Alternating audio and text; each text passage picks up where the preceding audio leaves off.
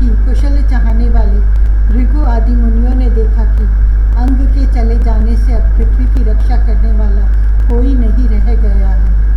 सब लोग पशुओं के समान उच्छृंखल होते जा रहे हैं। तब उन्होंने माता सुनीता की सम्मति से मंत्रियों के सहमत न होने पर भी वेन को भूमंडल के राजपद पर अभिषिक्त कर दिया। वेन बड़ा कठोर शासक था। जब चोर डाकुओं ने सुना कि वही राज सिंहासन पर बैठा है, तब सर्प से डरे हुए चूहों के समान वे सब तुरंत ही जहां तहां छिप गए। राज्यासन पाने पर वेन 8 लोकपालों की ऐश्वर्य कला के कारण उन्मत्त हो गया और अभिमानवश अपने को ही सबसे बड़ा मानकर महापुरुषों का अपमान करने लगा।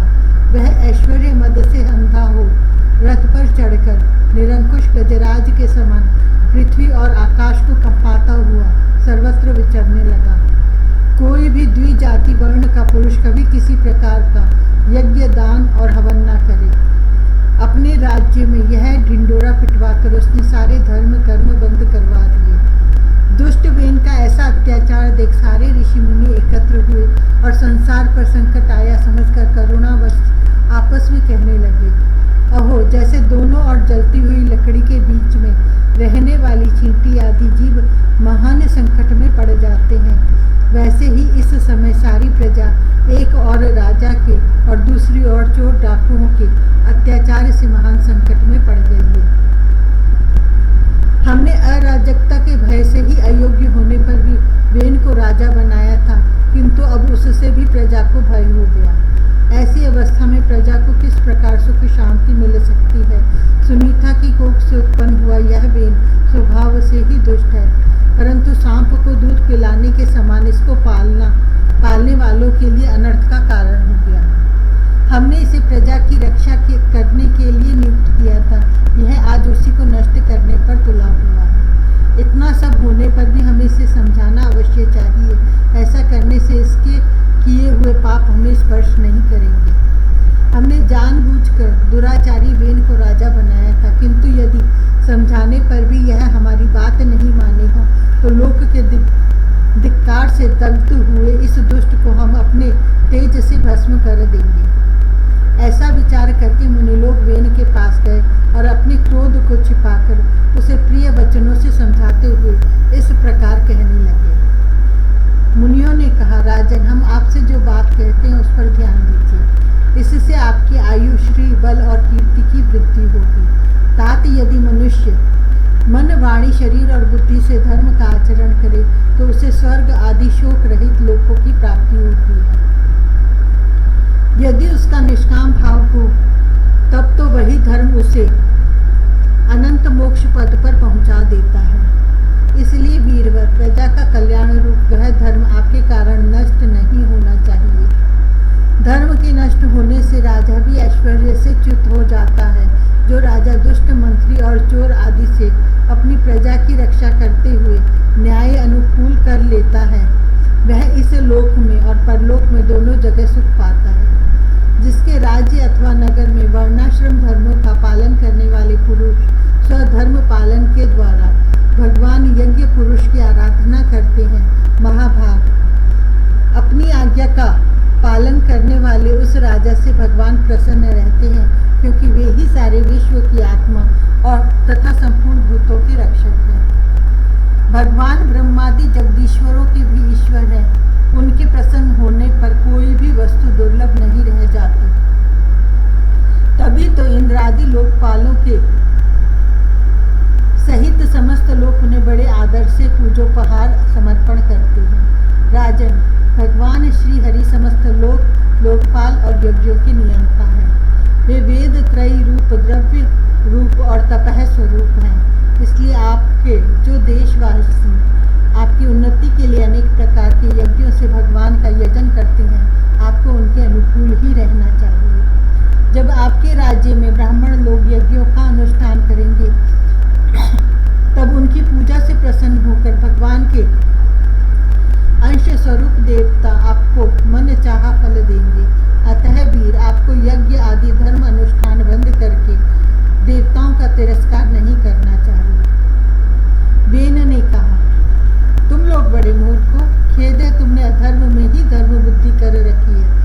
तभी तो तुम जीविका देने वाले मुझ साक्षात पति को छोड़कर किसी दूसरे जार पति की उपासना करते हो। जो लोग मूर्खतावश राजा रूप परमेश्वर का अनादर करते हैं उन्हें न तो इस लोक में सुख मिलता है और न परलोक में ही। अरे जिसमें तुम लोगों की इतनी भक्ति है वह योग्य पुरुष है कौन? यह तो ऐसी भी बात हुई जैसे उल्टा स्त्री अपने विवाहित पति से प्रेम न करके किसी पर पुरुष में आसक्त हो जाए। विष्णु, ब्रह्मा, महादेव, इंद्र, वायु, यम, सूर्य, मेघ, कुबेर, चंद्रमा, पृथ्वी, अग्नि और वरुण तथा इनके अतिरिक्त जो दूसरे वर और शाप देने में समर्थ देवता हैं वे सबके सब राजा के शरीर में रहते हैं। इसलिए राजा सर्वदेवमय है और देवता उसके अंश मात्र हैं। इसलिए ब्राह्मणों, तुम मत्सरता छोड़कर अपने सभी कर्मों द्वारा एक मेरा ही पूजन करो और मुझी को बलि समर्पण करो। भला मेरे सिवा और कौन अग्र पूजा का अधिकारी हो सकता है? श्री मैत्रेय जी कहते हैं, इस प्रकार विपरीत बुद्धि होने के कारण वह अत्यंत पापी और कुमार्गगामी हो गया था।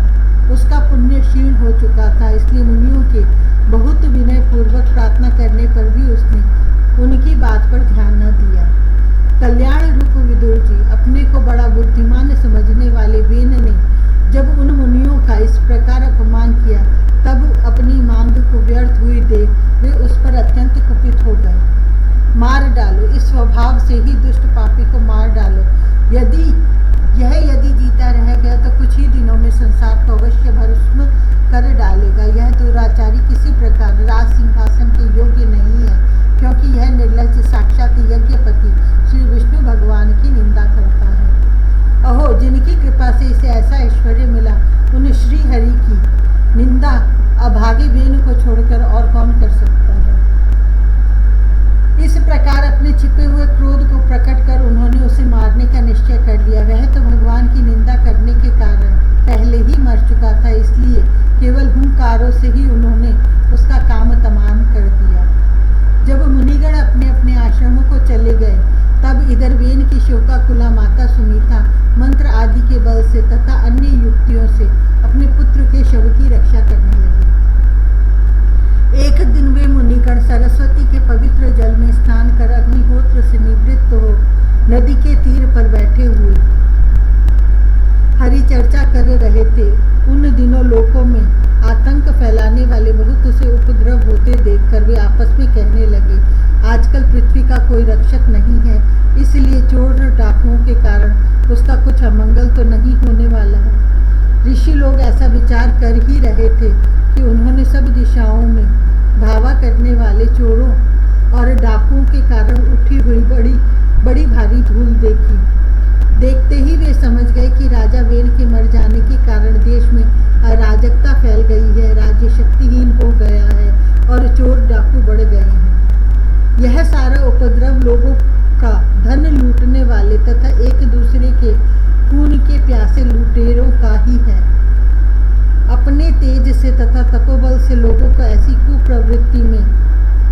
कुप्रवृत्ति से रोकने में समर्थ होने पर भी ऐसा करने में हिंसादि दोष देखकर उन्होंने इसका कोई निवारण नहीं किया। फिर सोचा कि ब्राह्मण यदि समदर्शी और शांत स्वभाव भी हो तो भी दिनों की उपेक्षा करने से उसका तप उसी प्रकार नष्ट हो जाता है जैसे फूटे हुए घड़े में से जल बह जाता है। फिर राजऋषि अंग का वंश भी नष्ट नहीं होना चाहिए, क्योंकि इसमें अनेक अमोघ शक्ति और भगवत परायण राजा हो चुके हैं। ऐसा निश्चय कर उन्होंने मृत राजा की जांघ को बड़े जोर से मथा तो उसमें से एक बौना पुरुष उत्पन्न हुआ। वह कौए के समान काला था। उसके सभी अंग और खासकर भुजाएं बहुत छोटी थी, जबड़े बहुत बड़े, टांगे छोटी, नाक चपटी, नेत्र लाल और केश तांबे के से रंग के थे। उसने बड़ी दीनता और नम्र भाव से पूछा कि मैं क्या करूं? तो ऋषियों ने कहा, निषीद, बैठ जा। इसी से वह निषाद कहलाया। उसने जन्म लेते ही राजा वेन के भयंकर पापों को अपने ऊपर ले लिया, इसलिए उसके वंशधर नैषाद भी हिंसा, लूटपाट आदि पाप कर्मों में रत रहते हैं। अतः वे गांव और नगर में न टिक कर वन और पर्वतों में ही निवास करते हैं।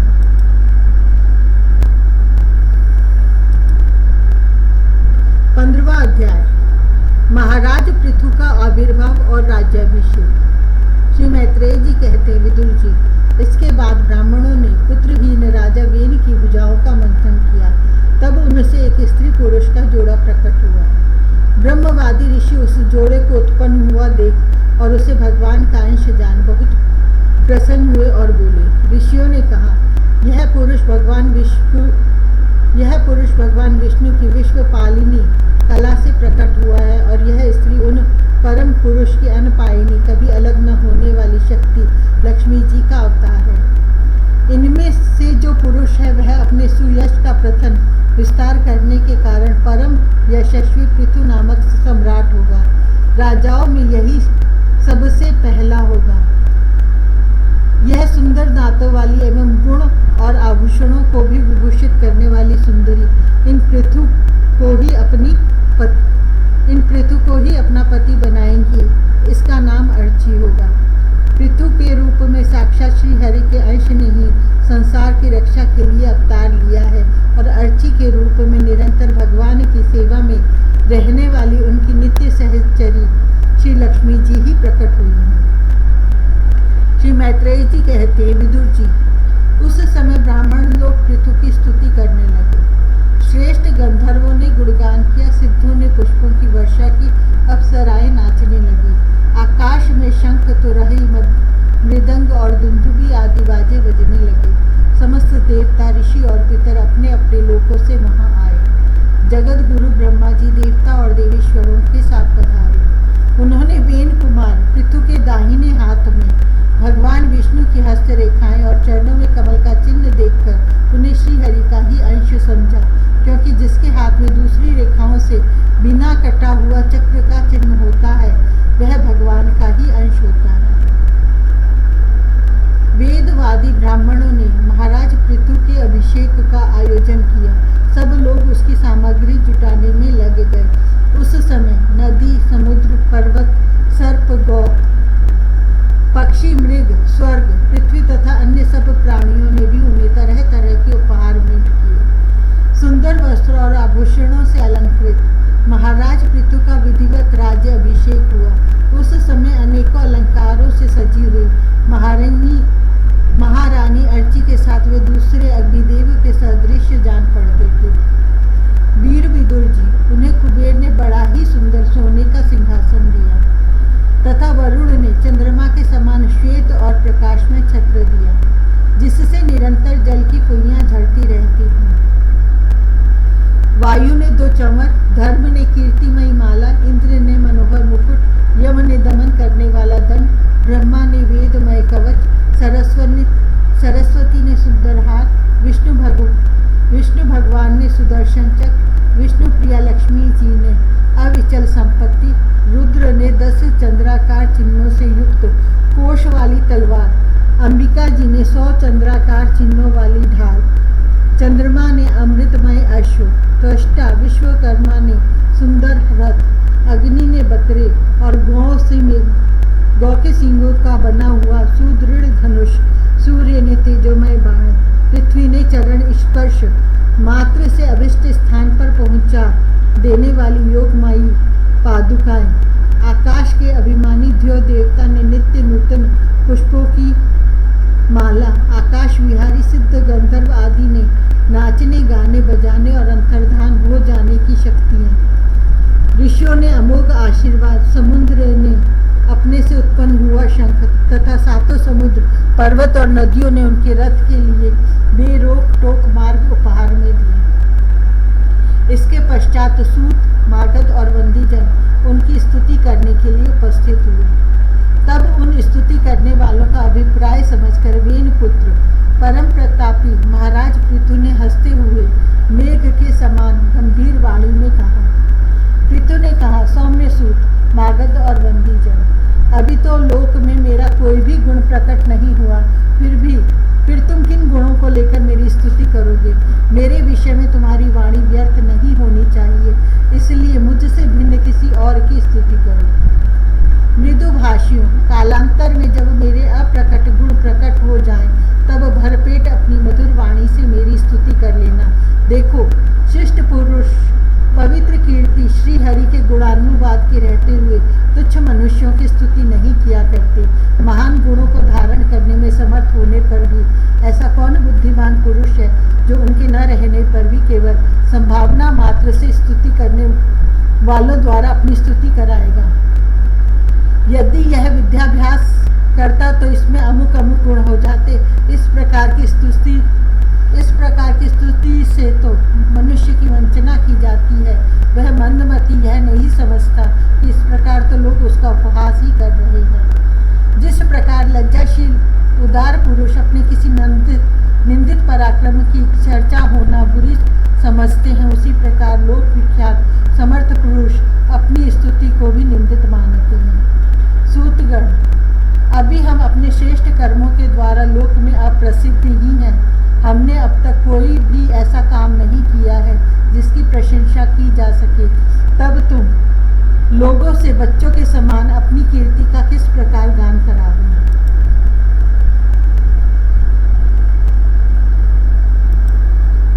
16वां अध्याय, बंदीजन द्वारा महाराज पृथु की स्तुति। श्री मैत्रेय जी कहते हैं, महाराज पृथु ने जब इस प्रकार कहा तब उनके वचनामृत का आस्वादन करके सूत आदि गायक लोग बड़े प्रसन्न हुए। फिर वे मुनियों की प्रेरणा से उनकी इस प्रकार स्तुति करने लगे। आप साक्षात देव प्रवर श्री नारायण ही हैं जो अपनी माया से अवतीर्ण हुए हैं। हम आपकी महिमा का वर्णन करने में समर्थ नहीं हैं। आपने जन्म तो राजा वीन के मृतक शरीर से लिया है, किंतु आपके पौरुषों का वर्णन करने में साक्षात ब्रह्मा आदि की बुद्धि भी चकरा जाती है। तथापि आपके कथामृत के आस्वादन से आदर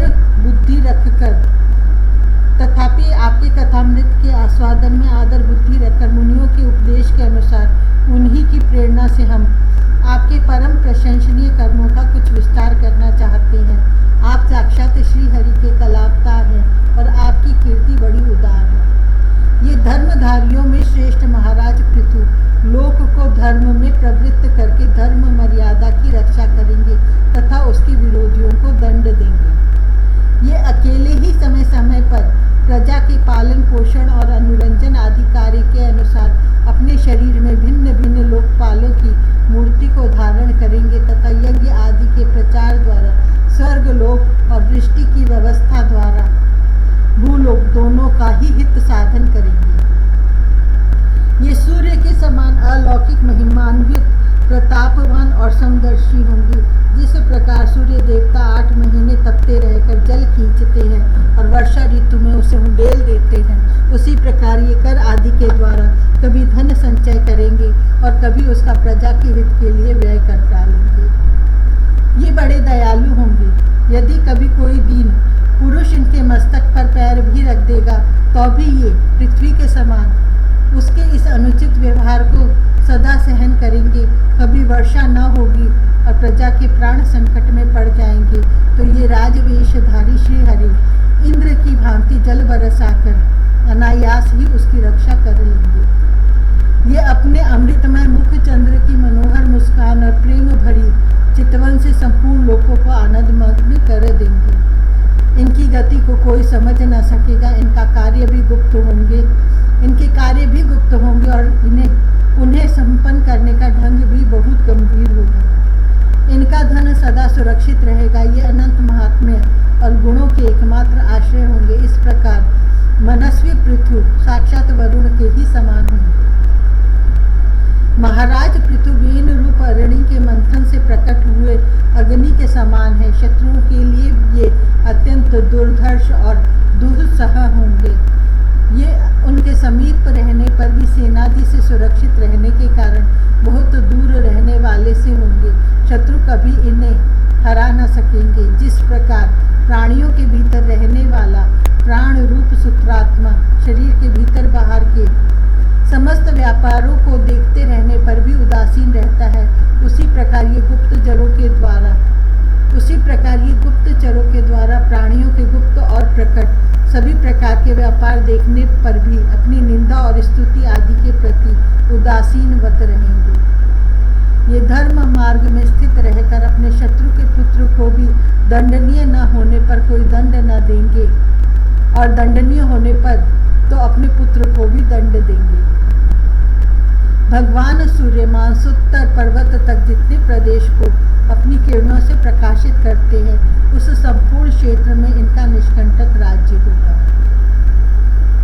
ये अपने कार्यों से सब लोगों को सुख पहुंचावेंगे, उनका रंजन करेंगे। इससे उन मनोरंजनात्मक व्यापारों के कारण प्रजा इन्हें राजा कहेगी। ये बड़े दृढ़ संकल्प, सत्य प्रतीक, ब्राह्मण भक्त, वृद्धों की सेवा करने वाले, शरणागत वत्सल, सब प्राणियों को मान देने वाले और दीनों पर दया करने वाले होंगे। ये परस्त्री में माता के समान भक्ति रखेंगे, पत्नी को अपने आधे अंग के समान मानेंगे, प्रजा पर पिता के समान प्रेम रखेंगे और ब्रह्मवादियों के सेवक होंगे।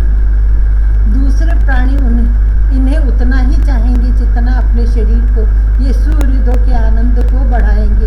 ये सर्वदा वैराग्यवान पुरुषों से विशेष प्रेम करेंगे और दुष्टों को दंडपाणी यमराज के समान सदा दंड देने के लिए उद्यत रहेंगे। तीनों गुणों के अधिष्ठाता और निर्विकार साक्षात श्री नारायण ने ही अपने अंश तीनों गुणों के अधिष्ठाता और निर्विकार साक्षात श्री नारायण ने ही इनके रूप में अपने अंश से अवतार लिया है, जिनमें पंडित लोग अविद्यावश प्रतीत होने वाले इस नानात्व को मिथ्या ही समझते हैं। ये अद्वितीय वीर और एक छत्र सम्राट होकर अकेले ही उदयाचल पर्यंत समस्त भूमंडल की रक्षा करेंगे तथा अपने जयशील रथ पर चढ़कर धनुष हाथ में लिए सूर्य के समान सर्वत्र प्रदक्षिणा करेंगे। उस समय जहाँ तहाँ सभी लोकपाल और पृथ्वीपाल इन्हें भेंटे समर्पण करेंगे। उनकी स्त्रियां इनका गुणगान करेंगी और इन आदि राज को साक्षात श्री हरि ही समझेंगे। ये प्रजा पालक राजाधिराज होकर प्रजा के जीवन निर्वाह के लिए गोरूप धारिणी पृथ्वी का दोहन करेंगे और इंद्र के समान अपने धनुष के कोनों से बातों की बात में पर्वतों को तोड़ फोड़ कर पृथ्वी को समतल कर देंगे। रणभूमि में कोई भी इनका वेग नहीं सह सकेगा। जिस समय ये जंगल में पूंछ उठाकर विचरते हुए सिंह के समान अपने आजगव धनुष का टंकार करते हुए भूमंडल में विचरेंगे, उस समय सभी दुष्टजन इधर उधर छिप जाएंगे। ये सरस्वती के उद्गम स्थान पर 100 अश्वमेध यज्ञ करेंगे। जब अंतिम यज्ञानुष्ठान के समय इंद्र इनके घोड़े को हरकर ले जाएंगे अपने महल के बगीचे में, इनकी एक बार भगवान सनत कुमार से भेंट होगी। अकेले उनकी भक्ति पूर्वक सेवा करके ये उस निर्मल ज्ञान को प्राप्त करेंगे जिससे पर ब्रह्म की प्राप्ति होती है। इस प्रकार जब इनके पराक्रम जनता के सामने आ जाएंगे, तब ये परम पराक्रमी महाराज जहाँ तहाँ अपने चरित्र की ही चर्चा सुनेंगे।